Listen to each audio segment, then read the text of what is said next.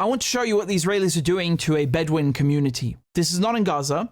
This is in the Naqab in the Negev desert. Okay, so just for visual purposes, you can see the map before you. It's right over here, okay? Quite far from Gaza. And yet the behavior is the same. Domicide. The destruction of houses. And just look at what the Israelis are doing, okay? They have destroyed now over 60 homes. And this is a community of 500 people. Just flattened it. Literally flattened it.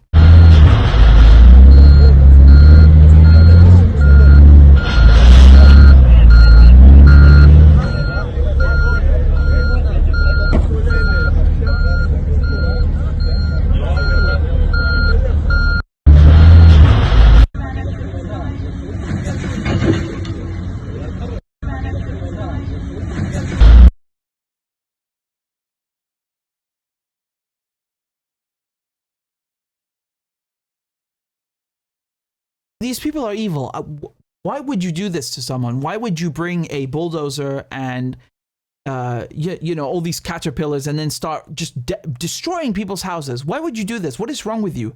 It's not enough. You got the country that you wanted. You got to keep taking more and more and more and more. You got to keep killing more and more Arabs. It's not enough. Look at this. This is what they do to people's houses. Can you imagine someone coming up and doing that to you? What would you do if someone did that to you? What would you do if someone did this to you? If someone comes into your house in America, depending on the state, you can shoot them. You can blast them away. You know, they set 1 foot on your property, blast them away. So why is it when Palestinians they not only have trespassers, they have people colonizing their land, you know, thieves that are bulldozing, literally bulldozing, flattening their homes and then imposing themselves on the land. So if they fight back, that makes them terrorists? What kind of logic is that? Look at this woman. She's just watching as they're destroying her house.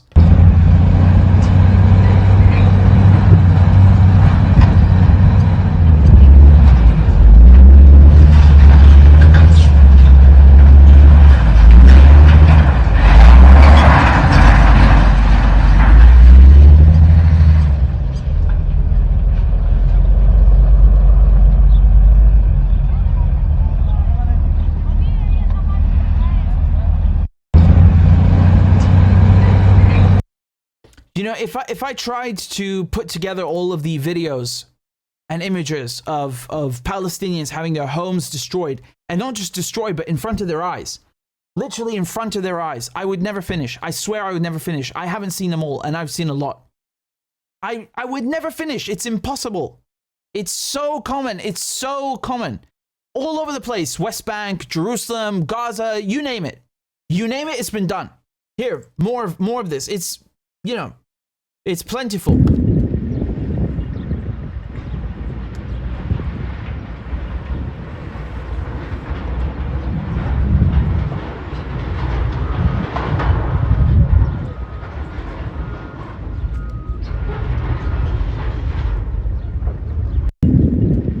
And they come in like an army of stormtroopers.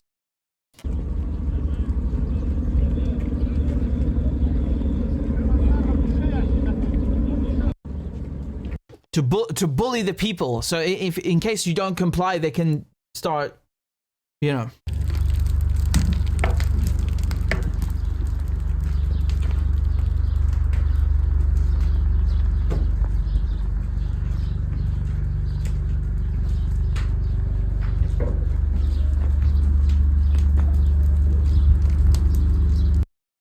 Do you think you will ever see this on television? Do you think the BBC would show you this? This is now. This just happened yesterday morning.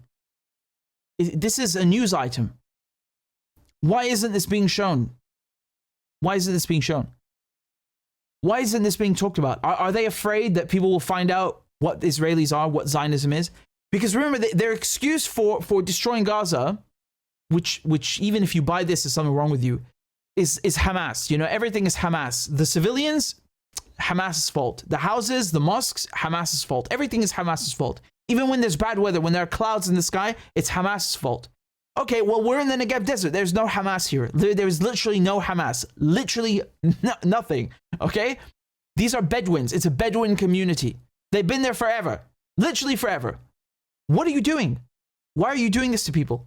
Look at them. This is an army, man. This is bullying, you know, this is imposed. There's nothing normal about this. There's nothing okay with this at all. Okay, there's nothing acceptable. And I want to show you, this is an aerial shot now of the destruction. So you can maybe visualize perhaps a bit better what's going on. كان هذا مسجد القرية. يسير أحمد في الطريق ومن حوله في كل جانب يتكدس الركام. هذه السياسة بتستمر في الجنوب وفي الشمال وفي الشرق وفي الغرب في هذه البلاد.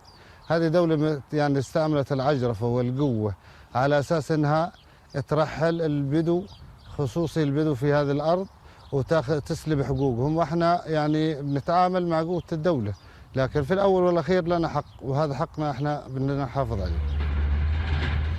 وادي الخليل قرية هدمت كلها في النقب، تضم نحو 70 مسكنا يعيش فيها قرابة 300 شخص. استمرت عملية الهدم بضع ساعات، وفي أثنائها صودرت ألواح الطاقة الشمسية والأدوات الكهربائية والأثاث من البيوت. تدمير القرية جاء بذريعة شق مقطع جديد. Look at that. You see that shot? Like every single one is a housing unit. Every single one. Flattened. Nothing. شارع عابر إسرائيل. أما الهدف الحقيقي فهو تهجيرهم كما يقول الفلسطينيون. هذه جريمة بحد ذاتها. هذا سياسة الدولة ضد احنا العرب. ماخذيتنا احنا أعداء كإلها. مش مواطنين، ماخذيننا احنا أعدائها. موضوع. Yeah, so the last guy is saying that, you know, this is a policy directed at Arabs. They just view us as the enemy. Look. يشكل النقب أكثر من نصف مساحة فلسطين.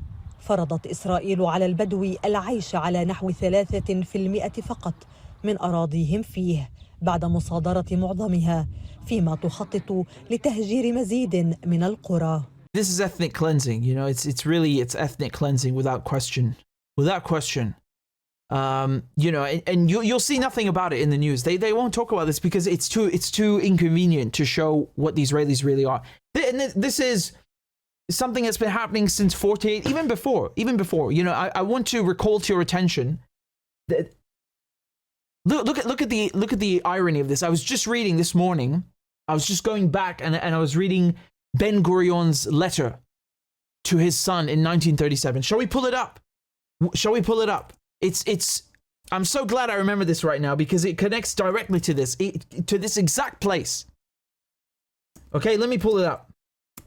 Now this is before there was any Israel, right? So just so you can imagine, the Israelis they declared independence in 48, right? In May 48. Actually, it's almost the anniversary now. So this is 11 years before there's any Israel. Okay, and this is before World War II. World War II starts September 1939. So there's none of this like you know, all these reasons that the Israelis give you for why they have to be violent. You know, why they have to steal land from Arabs. Oh, the Nazis made us leave Europe, so we just had to kill Arabs and take their homes. The Arabs declared war on us in 1948 because we stole their fucking country. We just had to go and take their land. There's none of this. This is none of that. This is the first Israeli prime minister, okay? Future Israeli prime minister, Ben Gurion, the head of the Jewish agency back then. And look what he writes to his son, okay? So in the letter, he says the words, expel the Arabs. And then you'll have Israelis to come in and say, no, he said not expel the Arabs. You can't read the handwriting. Why are you saying this? And what region is he talking about? He is talking about the Negev desert, about this exact place.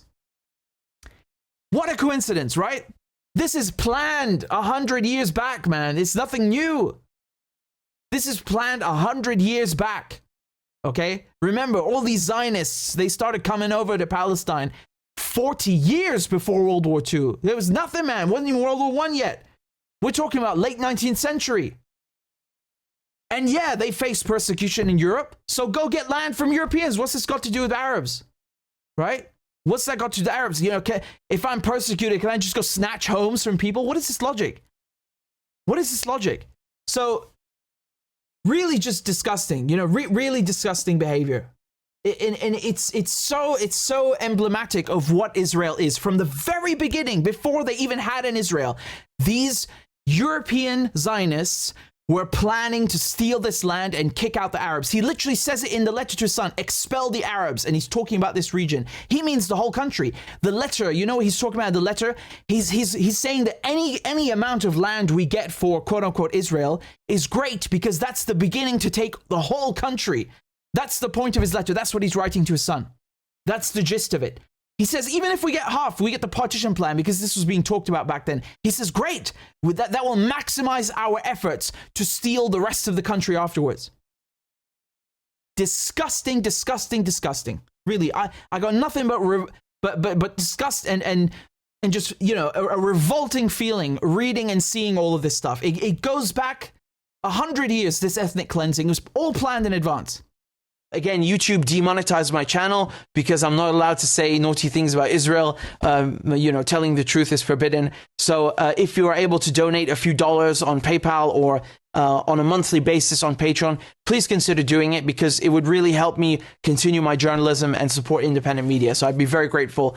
And the links are in the description and also in the chat. Thank you guys very much again for all your donations and all your kind comments. I appreciate it very much.